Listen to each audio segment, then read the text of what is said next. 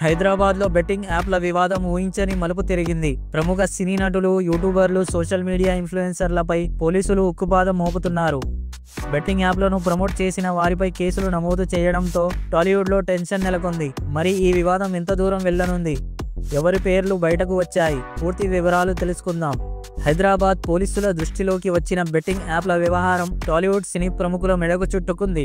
Miyapur police station పరిధిలో తాజాగా 25 మందిపై కేసులు నమోదు చేశారు. బెట్టింగ్ యాప్లను ప్రమోట్ చేసినందుకు యాక్టర్ రానా దగ్గుబాటి, విజయ్ దేవరకొండ, ప్రకాష్ రాజ్, మంచు లక్ష్మి, ప్రణీత, నిధి అగర్వాల్లపై Telangana gaming act, IT act సెక్షన్ల కింద కేసులు నమోదు చేశారు.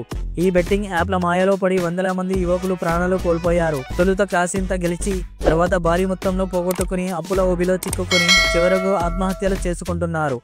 ఈ దారుణ సంఘటనలు రాష్ట్ర వ్యాప్తంగా చోటు చేసుకుంటున్నాయి. ఈ క్రమంలో సోషల్ మీడియాలో లక్షల సంఖ్యలో ఫాలోవర్లు ఉన్న 11 మందిపై తాజాగా సిటీ పోలీసులు కేసులు నమోదు చేశారు. కేసులు నమోదు చేసిన వారిలో అజయ్, కిరణ్ గౌడ్, భయ్యసన్నీ యాదవ్, విష్ణుప్రియ, సుప్రీత, హర్షా సాయి, ఇమ్రాన్ ఖాన్, రీతు చౌదరి, సుధీర్ రాజు తదితరులు ఉన్నారు. వీరిపై చట్ట ప్రకారం చర్యలు తీసుకుంటామని పోలీసులు తెలిపారు. బెట్టింగ్ యాప్స్ ప్రమోట్ చేసి వాటి నిర్వాహకుల నుంచి డబ్బులు వసూలు చేస్తున్నట్టు పోలీసులు గుర్తించారు.